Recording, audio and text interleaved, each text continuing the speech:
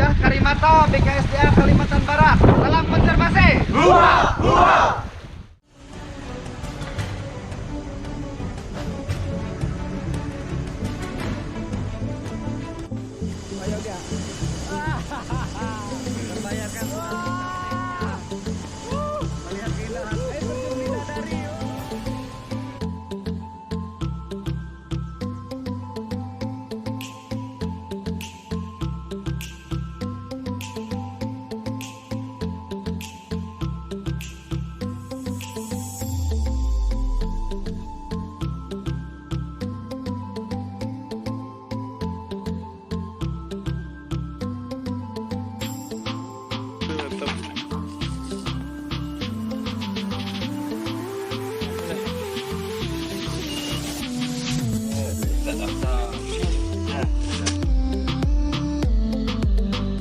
Baik, ini kita ingin mengukur tingkat keasaman tanah dengan soil tester nama alatnya.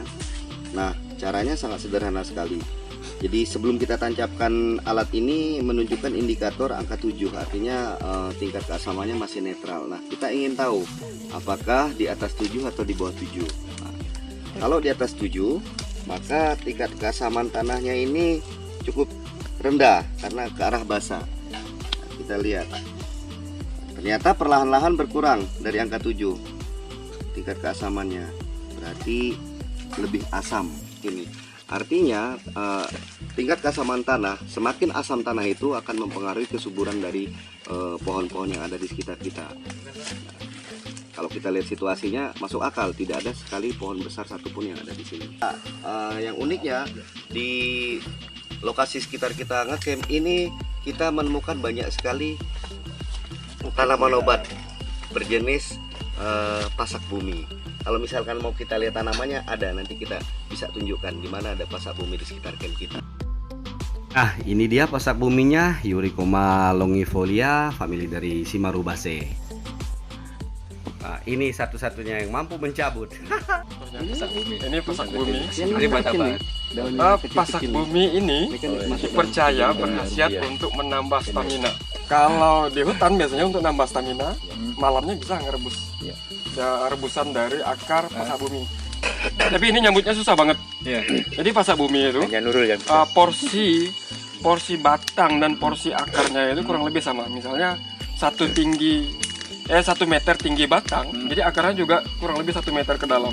Makanya dibilang pasak bumi itu karena akarnya ini benar-benar nancep kayak pasak ya. Seperti pasak ke dalam bumi gitu.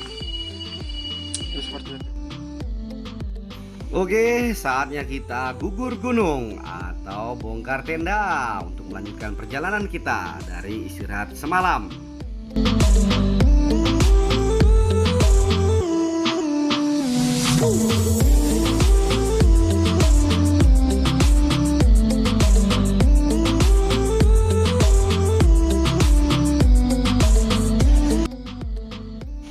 Ya, itu dia di depan kita ada jenis kantong semar. Nah, kantong semar ini berjenis Nepenthes renwattiana ya. Ini memiliki warna merah yang menarik, sangat lembut ya, merahnya tidak begitu pekat tetapi soft. Nah, ciri khusus dari Nepenthes renwattiana adalah memiliki lingkaran bulat di dalam kantongnya. Nah, Nepenthes renwattiana ini memiliki persebaran di Sumatera. Nah, Sumateranya pun khusus di bagian barat Sumatera dan tentunya di Kalimantan. Nah, kantong semar jenis ini beradaptasi mulai dari ketinggian 0 sampai 2200 meter DPL. Nah, kalau ini Nepenthes ampullaria yang umum dijumpai. Tanjak terus. Lanjut lagi kita. Menanjak terus dan berjumpa dengan ketinggian Karimata dengan panorama lepas yang luar biasa. Ayo kawan-kawan, yel-yelnya mana? Hurra! Hurra! Dan perjalanan kita lanjutkan kembali. Kita telah berada di bagian ketinggian puncak Karimata. Ini yang kecil ini namanya Drosera. Drosera ini tumbuhan karnivor. Jadi dia nutrisi utamanya ini malah dari hewan. Salah satunya paling banyak itu serangga. Serangga ya. Serangga. Makanannya ya. serangga ya. Makanannya serangga. Dan ini adalah daunnya dan dia di daun dia punya semacam lem jelly yang sangat lengket sekali. Setiap apapun yang nempel di sini ini bakal lengket terjebak. Setelah terjebak nanti daunnya bisa bergerak, daunnya bisa menggulung. Jadi di sini selain Nepenthes tadi yang banyak kita ketemu, Nepenthes ya. jadi ini tanaman tumbuhan karnivor kedua yang kita jumpai di sini. Selain Nepenthes ya. Selain Nepenthes. Jadi ini sangat lengket sekali. Oh iya, terus ada, nempel. itu ada serangga tuh. Yang Ada terjebak. serangga terjebak coba kita. Jadi setelah serangga ini nempel, kena lemnya itu, nanti daunnya bakal melekuk. Oke, ngegulung. Semacam ngegulung gitu untuk semacam mencerna dari hasil tangkapannya. Jadi semacam nanti serangganya itu kayak diperas gitu. Dan itu yang diambil nutrisi dari Nutrisi serangganya dari ya. serangganya. Karena tumbuhan ini dia tidak terlalu memerlukan akar yang berfungsi sebagai pencari nutrisi. Jadi nutrisinya diambil dari serangga Dari yang serangga-serangga yang dimakan. yang dimakan.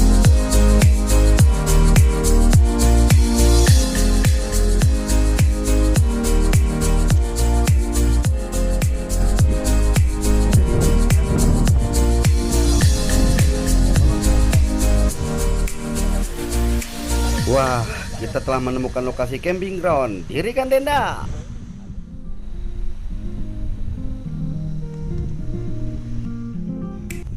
Tapi sebelum mendirikan tenda, isi perut dulu kawan-kawan. Waktunya makan siang. Aduh, lapar.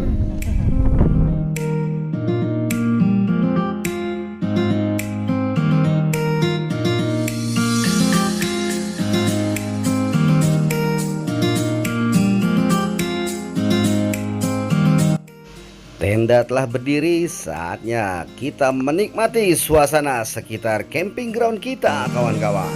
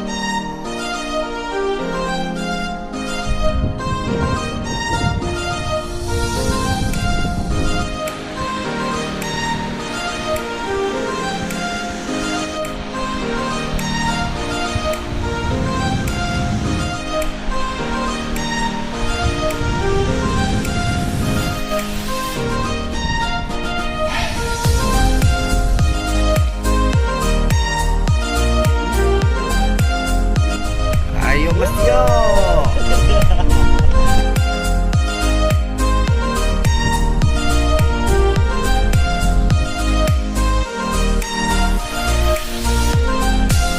Enak. Acip bro. Ini juara tempatnya.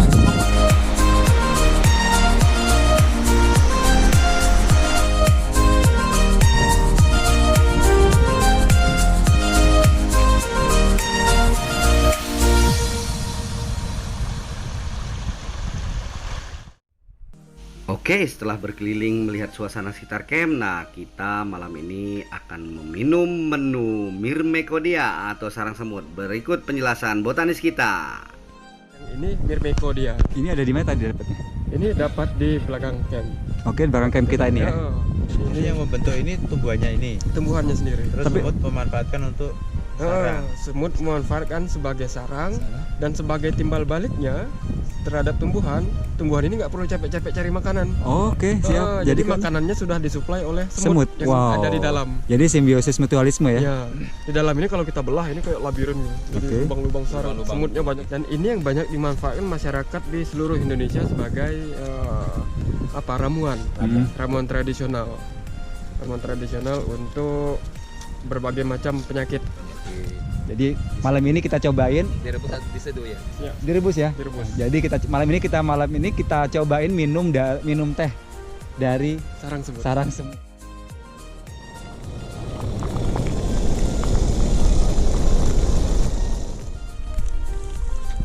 Habis ya. Buat lagi red kedua.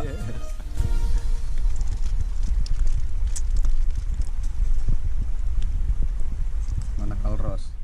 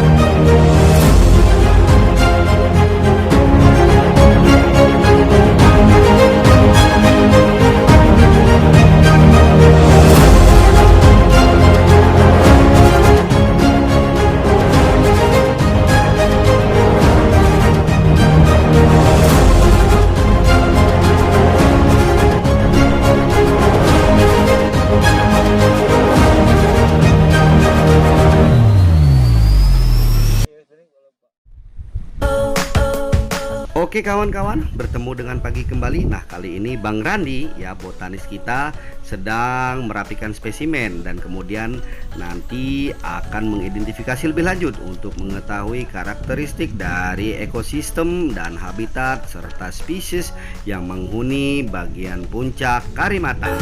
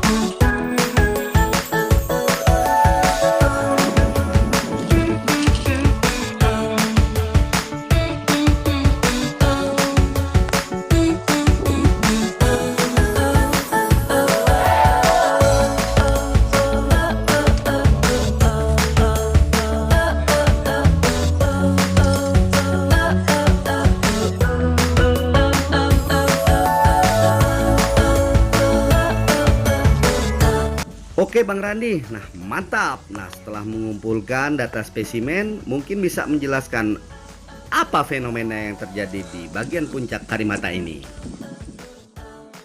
Berdasarkan informasi lokal, ini disebut kawasan kolam tenang. Ini di ketinggian 700 mdpl.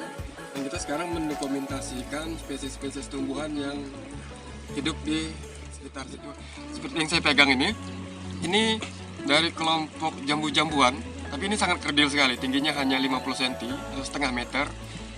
Ini dari kelompok jambu-jambuan, nama ilmiahnya Tristaniopsis obovata. Tapi di bawah, ini kan 700 mdpl, hampir semuanya mengkerdil.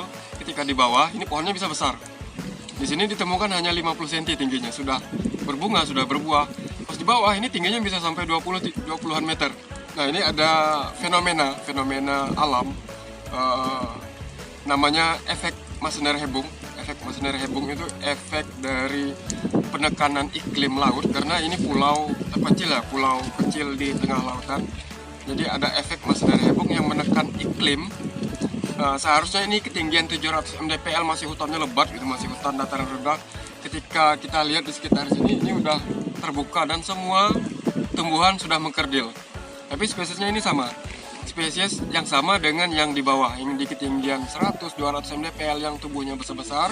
Ketika di sini, karena kena fenomena dari efek Massener-Hebung tadi, semuanya mengkerdil di sini. Belajar Karimata 2019 yang diinisiasi oleh DKJ Kalimantan Barat bertujuan untuk mengumpulkan data awal dalam rangka menyiapkan CA Karimata sebagai destinasi penelitian berbasis masyarakat.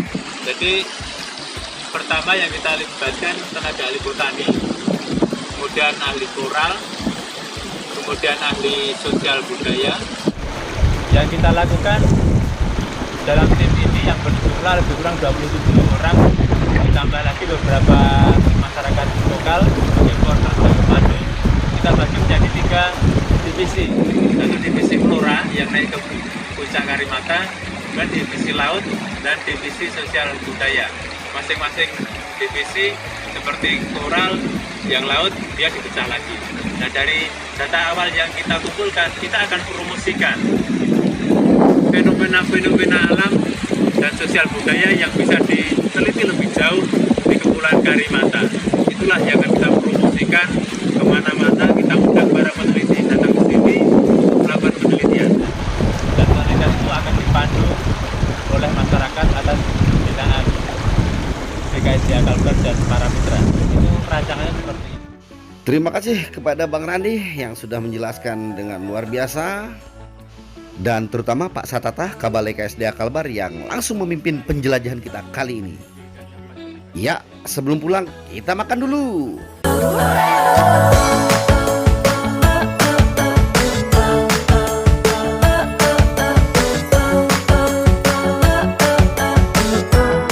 Jelajah konservasi 2019.